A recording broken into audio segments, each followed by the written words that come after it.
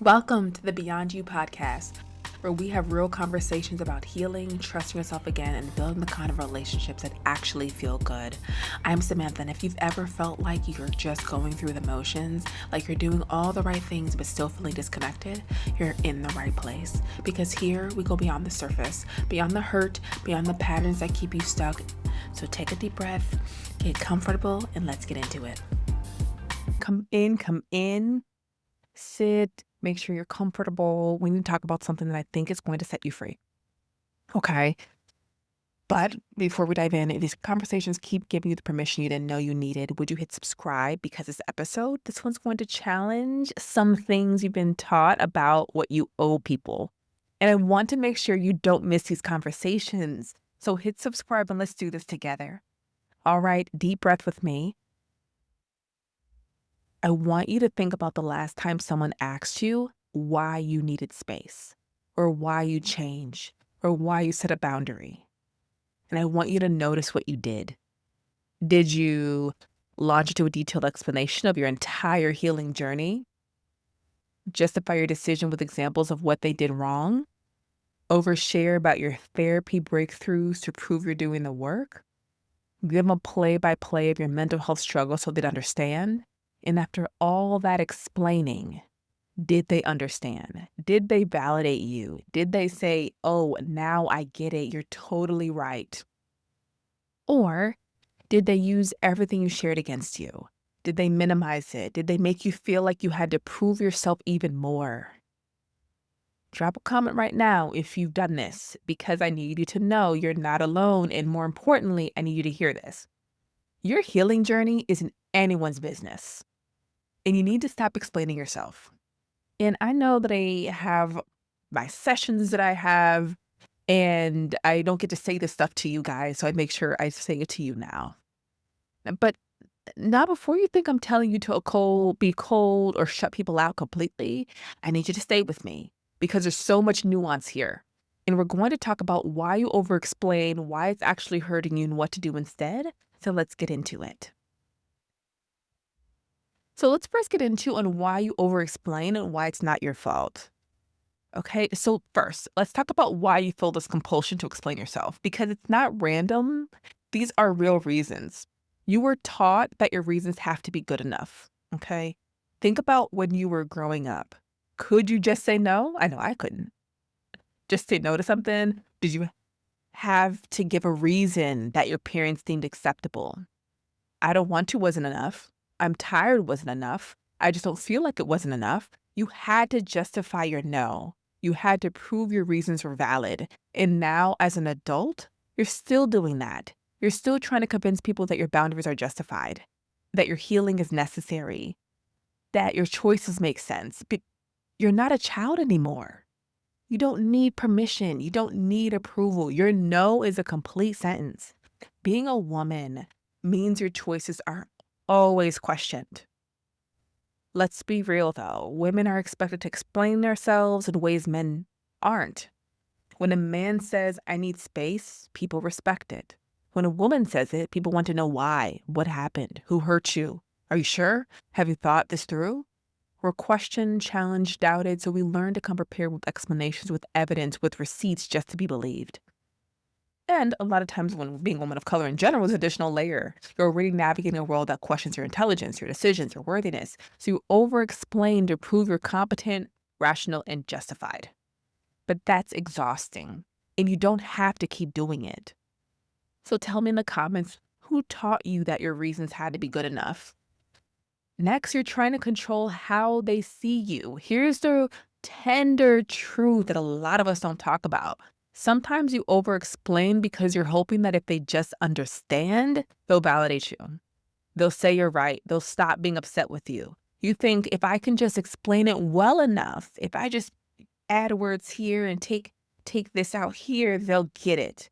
They'll see that I had to do this. They'll stop being hurt. Here's what I've learned. People who are committed to misunderstanding you will not be convinced by your explanations. In fact, the more you explain, the more ammunition you give them. And you'll notice because they'll keep using what you say to justify that they were right.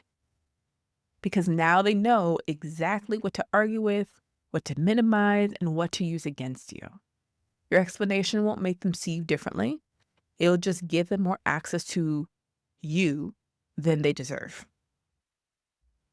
And also, I know I talk about vulnerability a lot, but sometimes transparency culture told you that privacy is toxic. And then there's this culture moment we're in where everyone's supposed to be authentic and vulnerable all the time. And I know I teach you guys about being authentic, but people who feel safe, we're not keeping anything private, um, as labeled as, or we're keeping things private labeled as being closed off or not doing the work. But that's BS. And I'm going to say it clearly, privacy is not the same as hiding. Boundaries around what you share or not the same as being inauthentic. You can be genuinely yourself without broadcasting your entire healing journey to everyone who asks.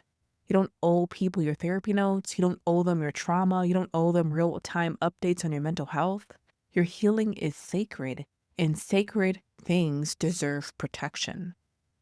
So when we talk about authenticity here, it is not for everyone's eyes all over the internet. It's just for you to be able to fully yourself and who you're supposed to be. So let's go into why overexplaining your healing is actually hurting you. All right, so now let's talk about why constantly explaining your healing journey is actually making things harder for you. It keeps you stuck in justification mode. Let's start with that.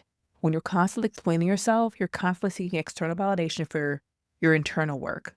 You're essentially asking, is my healing valid? Are my reasons good enough? Do you approve my choices? But healing doesn't require consensus. Your therapy doesn't need to be voted on. Your boundaries don't need to be approved of just by a committee. Every time you explain yourself, you're reinforcing the belief that your choices need to be justified, and that keeps you small. It gives people access they haven't earned. That's the second one. Here's something I need you to hear. Not everyone deserves to know your story, your healing journey, your trauma, your breakthroughs, your setbacks, your therapy revelations. That's intimate information. That's vulnerable. That's the deepest parts of you. And when you freely share that with people who haven't shown they can hold it with care, you're giving them access to hurt you. They might use it against you later, minimize what you went through, compare your trauma to others, tell you you're overreacting, share your story without permission, make it about them. Just make sure you're really telling people who actually are there for you. Your story is just precious.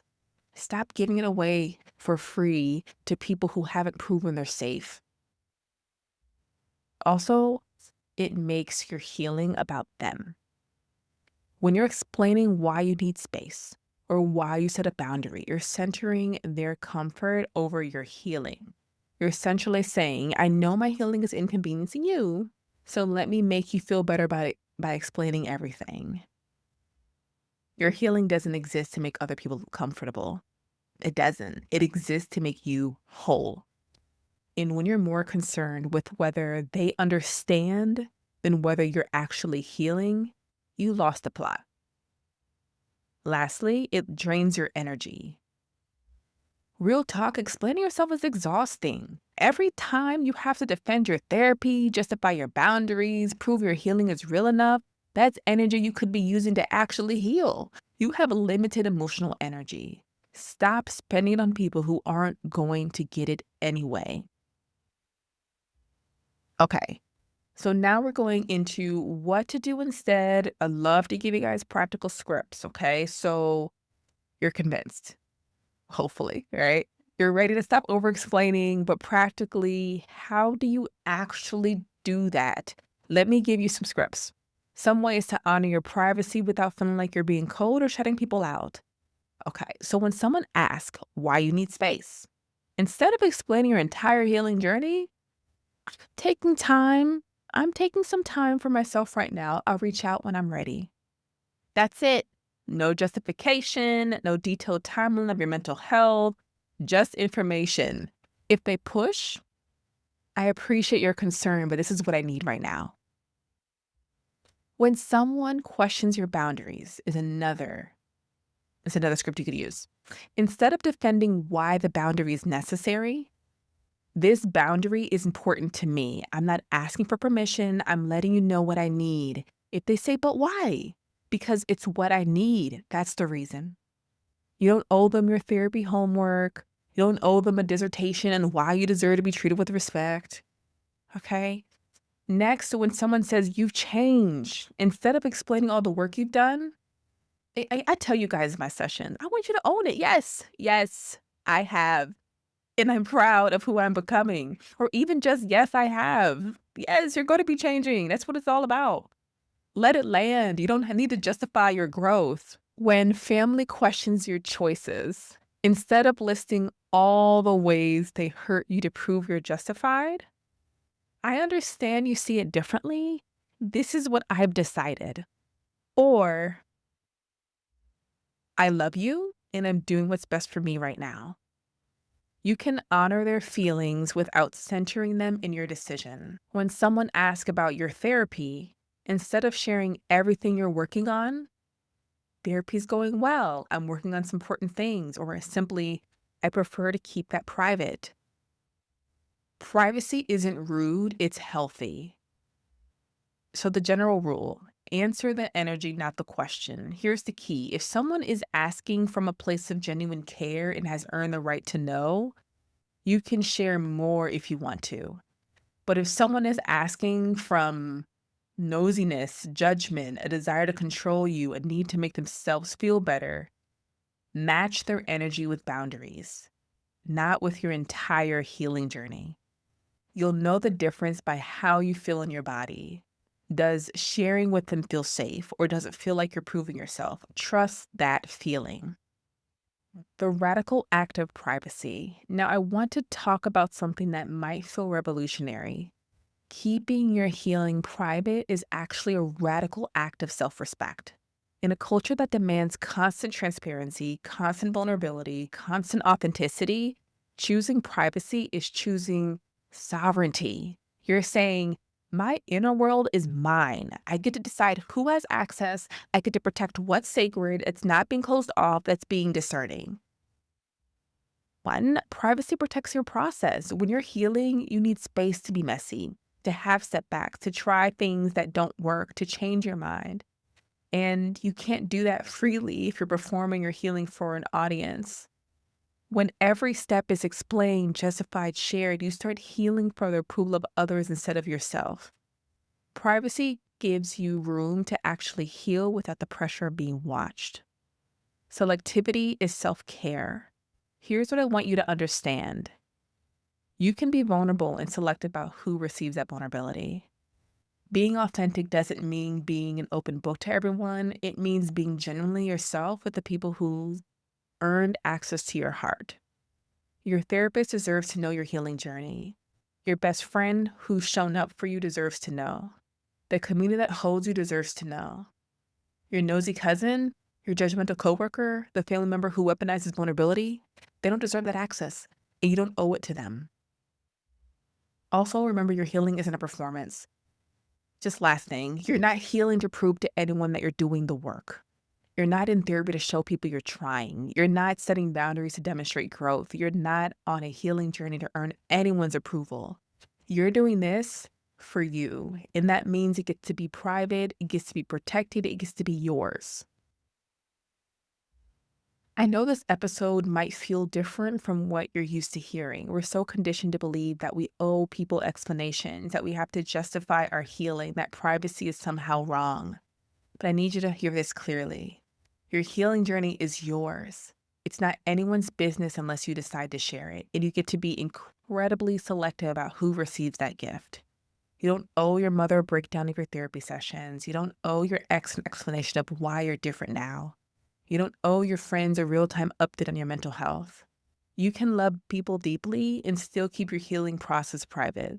You can be authentic and still have boundaries around what you share.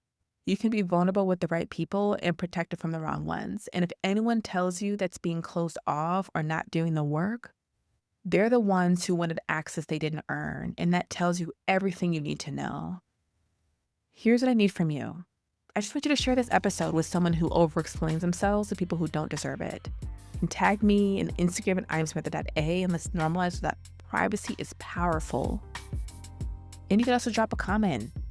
What's one thing you're going to stop explaining? Subscribe if you haven't. These conversations that challenge you, that what we've been taught, this is what we do here. And for ongoing support, know there's different ways to be able to be part of this community. Is keep subscribing here. Join me on Substack at The Gentle Work with Samantha LPC, weekly essays on boundaries, healing, protecting your peace. That things that I go through in the background is kind of behind the scenes. And I just leave you with something that is going to help with just your day. So before you go, hand on your heart, deep breath with me. Say this: my healing is mine. I don't owe anyone my story. I don't owe anyone my reasons. I get to protect what's sacred. And my privacy is not rudeness, it's self-respect.